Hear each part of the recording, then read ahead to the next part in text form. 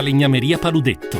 Da più di 60 anni. Il legno su misura a casa tua. Un commento intanto su questa partita.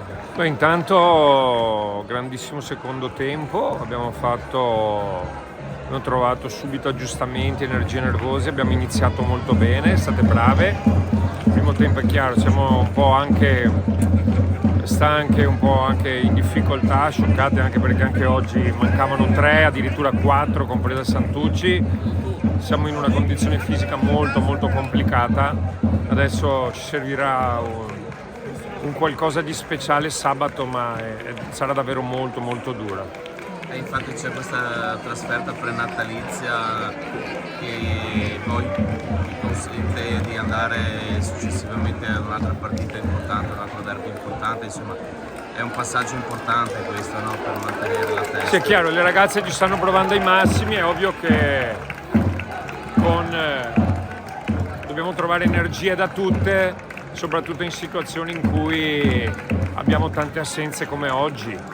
È chiaro, io penso che tutti abbiamo visto che ci sono state delle cose buone e come abbiamo visto che ci sono state delle prove gravemente insufficienti, insomma, ma questo penso che chi ha visto la partita se ne sia accorto. Ci sono state alcune giocatrici, insomma, che non hanno dato il contributo per questioni di energie.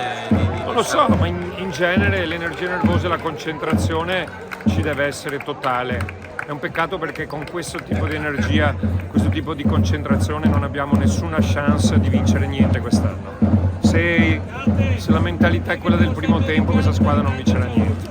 Ascolta, adesso comunque c'è questo passaggio di turno che insomma...